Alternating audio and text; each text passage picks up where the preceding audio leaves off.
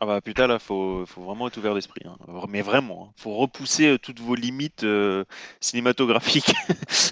Ah oui, les Twi'lek, Mac, tout à fait d'accord. Non, j'exagère un peu, mais alors est-ce qu'on est bon niveau enregistrement? On est lancé. Ok, bonsoir à tous si vous venez de nous rejoindre. Troisième partie de soirée, le film Red Sonja, adaptation du comics éponyme, donc du comics Red Sonja lui-même, spin-off plus ou moins de l'univers de Conan le Barbare. En tout cas, c'est dans Conan le Barbare que le personnage est apparu pour la première fois, donc créé par Roy Thomas, co-créé pardon par Roy Thomas. Alors, on va commencer par le commencement. Donc, Red Sonja, qui c'est? Eh ben, je viens de le dire, hein. Du coup, j'avais oublié que j'avais rajouté un slide. Donc, à la base, c'est un personnage féminin, une guerrière qui apparaît dans les comics Marvel, Conan le Barbare, qui va apparaître de temps en temps ci et là, et qui va finir par avoir sa propre série. Et comme j'ai déjà dit un peu plus tôt dans la soirée, qui va très fréquemment du coup avoir droit à ces petits numéros 1, qui a eu aussi droit à un film Red Sonja dans les années 80 avec Brigitte Nielsen dans le rôle titre. Donc Brigitte Nielsen, c'est pas du tout une actrice connue, mais je pense que presque toute la planète a vu Rocky 4. Donc Brigitte Nielsen, c'est la femme d'Ivan Drago dans Rocky 4. Et effectivement, c'est pas une mauvaise actrice. C'est pas une actrice super super. Elle est plus connue pour avoir été l'ex-femme de Sylvester Stallone que pour ses talents d'actrice. Euh, le film des années 80 n'est pas ouf. Voilà, c'est quand même assez connu. Donc déjà celui-ci, je ne vous le conseille pas. Très beau poster cependant. Oui, bah c'est fait. Oui, oui, C'est oui, d'époque, mais j'aime effectivement. beaucoup. Pareil. Alors, si vous avez un peu suivi l'actualité, Red Sonja, c'était un peu compliqué déjà en termes de production, hein. C'est-à-dire que la production a commencé en 2022 pour une sortie en 2023, avant de finalement sortir en 2025. Donc, ça a été un peu compliqué, notamment même une actrice enfin, l'actrice principale qui a changé en cours de route, c'est pas rien. Mais, euh, mais voilà, il est enfin sorti. Alors, uniquement aux États-Unis et uniquement pour 2 semaines. Après ça, il a été assez vite écarté des salles de cinéma. Bon, c'était un film à un petit budget hein, aussi. C'était pas un film indépendant. Enfin, indépendant dans le sens peu de budget et tout avec de la corde, de la ficelle et du scotch. Mais ça restait un film avec très peu de moyens quand même. C'était plutôt évident. Alors, ce film, eh ben, c'est une sorte de très mauvais Spartacus. Euh, on va pas se mentir. Donc, il y a un tyran du nom de Dregan qui fait sa loi, qui a capturé Red Sonja et qui veut exterminer son peuple.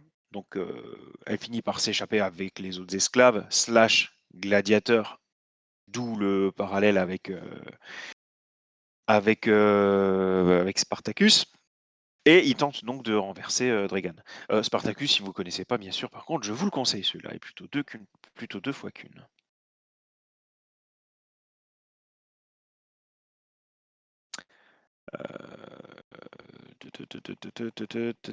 C'est Kirk Douglas, voilà. Donc le Spartacus, l'ancien avec Kirk Douglas.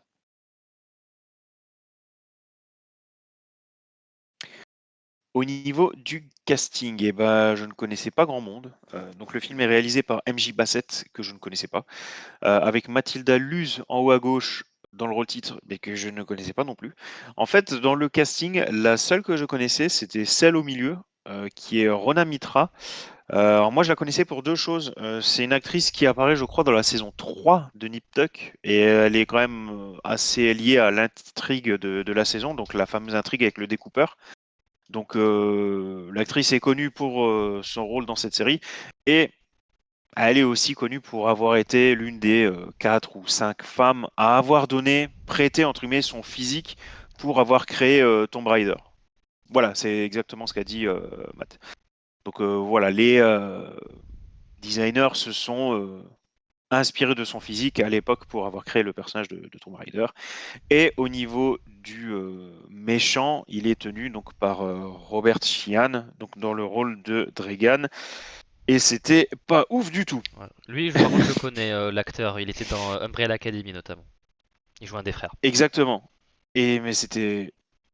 Non, c'était pas bien. Alors par contre, du coup, j'ai regardé, il y en a une que vous connaissez peut-être. Moi, je n'avais pas regardé, mais peut-être que vous avez regardé.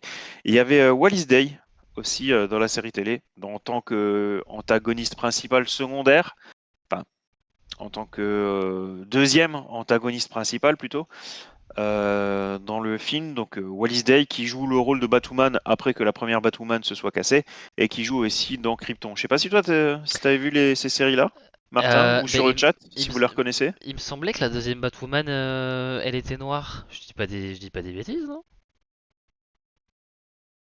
Parce que je sais que l'actrice est partie au bout de la saison 1, mais il me semble qu'elle était Mais noire, t'as la pas tort deuxième en plus. Batwoman.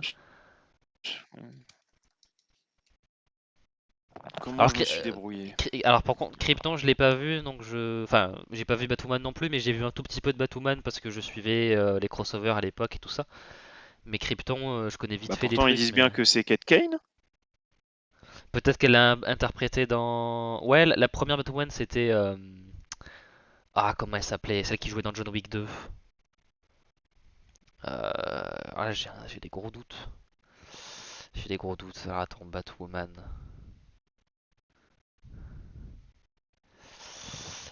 Alors, au début, c'était Ruby Rose, voilà, qui était dans John Wick 2. Et après ils disent que c'est Javicia Javisla Leslie. Mais ce Leslie, qui est ouais, voilà, bizarre. qui est pas la même. Ah attends, non mais ok, non en fait elle joue pas. Elle Oh joue là pas là, Batwoman, mais elle est quel quand même dans enfer. la série. Elle joue pas Batwoman, elle joue Kate Kane en fait. Une fois que l'autre part, j'ai l'impression. Euh... C'est encore pire que ce que je Alors croyais. attends, elle s'appelle Elle comment joue déjà Kate l'actrice? Kane Circe Sionis dans la saison 2. Dans la saison Alors 2. on va modifier. Alice. Bah moi j'ai fait le rapprochement, j'ai vu Kate Kane, j'ai mis Batwoman. Bah en fait non. Alors, Raté. t'as dit qu'elle s'appelait comment l'actrice? Attends, Wallis Day. Wallis Day. Putain Kate mais Kane. quel enfer, ça donne encore moins envie Circessionnis. Mais peut-être qu'elle de jouait regarder la genre. série. Peut-être qu'elle devait jouer une méchante qui devait se faire passer pour Kate Kane. Mais du coup, ils ont quand même pris une nouvelle actrice parce qu'il y avait plus celle d'avant. Je pense que ça doit être un truc comme ça. Peut-être. Bah après si elle joue Circe Sionis, techniquement Bah c'est bien voilà, aussi normalement côté la fille de Circe. Black Mass, je suppose. Ah oui, ça peut être ça. Mais alors, oh, je comprends. Parce que j'avais Circe dans la tête et je me suis dit, oh la magicienne, mais c'est plus son Norman ça. Bon, on va laisser Kate Kane Circe Sionis, on va se baser sur Wikipédia. Donc voilà, peut-être que vous, du coup, vous la connaissez. Elle joue Gargamel dans les Schtroumpfs. Voilà. Exactement.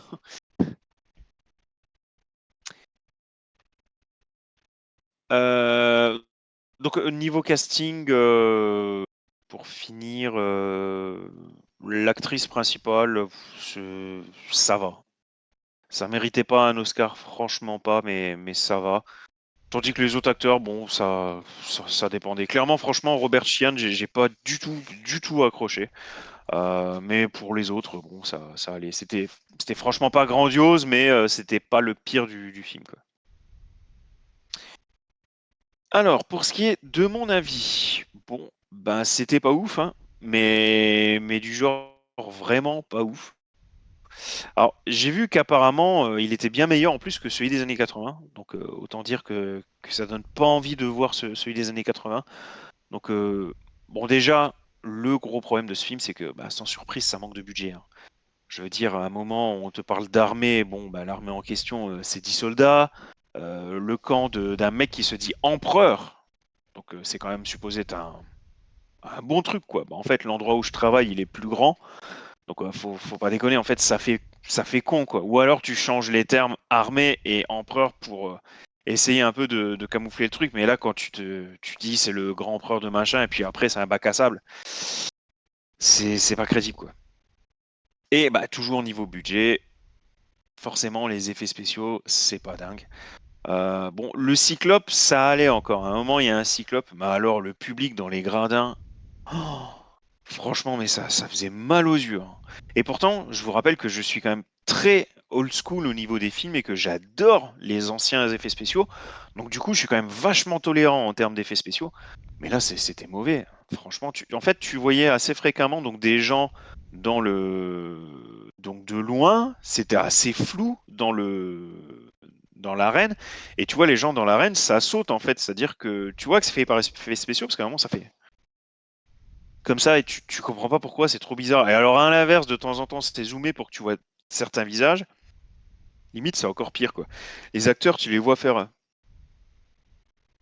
Tu te dis, ouah, mais ils se font si chier que ça, quoi. La vache, mais mettez un peu de vie, faites quelque chose.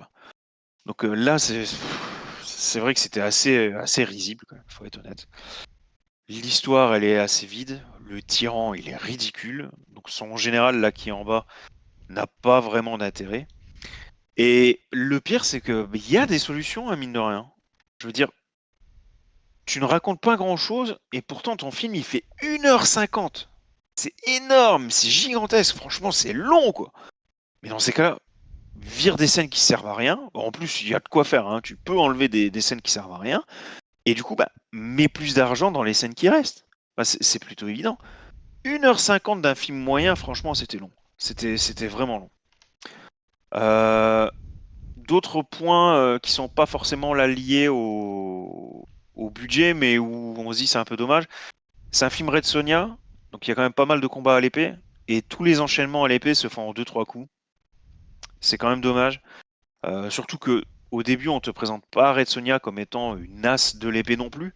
Donc il y avait peut-être moyen de faire des trucs un peu plus équilibrés, de d'avoir ouais des beaux échanges quoi. Tandis que là, c'est souvent bloc, esquive et je tranche. Bon, quand ça va quelques fois comme ça va, mais là, elle fait ça sur tous les soldats, c'est vraiment un peu dommage, quoi. Ils auraient pu un peu travailler la chorégraphie, quoi. C'est la pousser un peu plus, l'élaborer un peu plus. Et l'autre solution, enfin l'autre truc que je trouve un peu dommage, bah, c'est qu'il n'y a pas de sang. Pas beaucoup en tout cas. Et c'est quand même dommage parce que tu as quand même un mec décapité. Le film est annoncé comme étant interdit au moins 17 ans, donc ce qui est quand même l'équivalent d'un film d'horreur qui se fait plaisir, hein. Ah putain, mais vas-y alors. On te...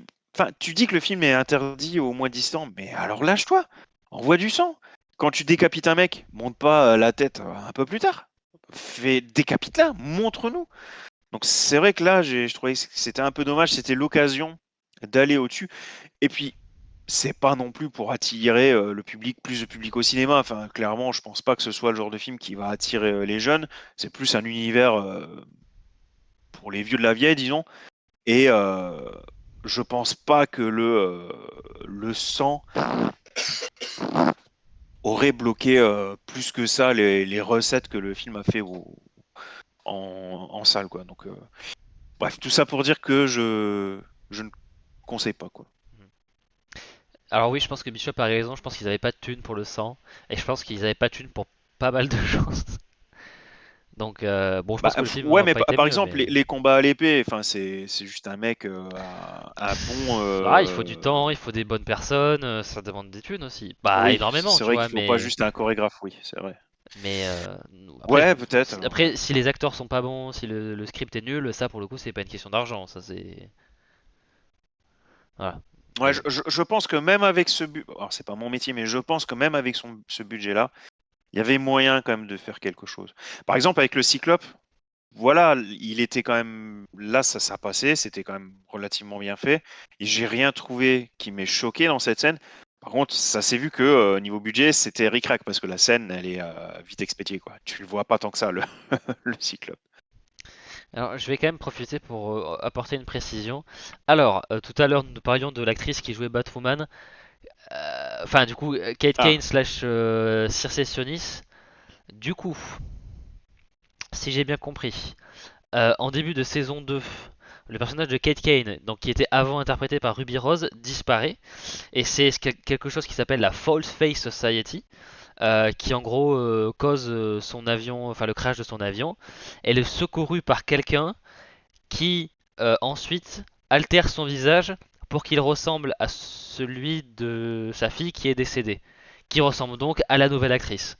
Donc oui, techniquement c'est Kate Kane, mais qui a aussi, mais du coup l'actrice a aussi interprété la fille décédée du gars dans des flashbacks ou je sais pas quoi. Donc techniquement elle a été Kate Kane. Donc c'est voilà, les Oh, séries mais ce CW. scénario, Oui, petits oignons, quoi. bah c'est la Oh CW, là hein, là là là. c'est Putain, très ils les ont feux de bossé l'amour. Hein. leur truc, hein. Ils ont. Oh là là là là. Voilà.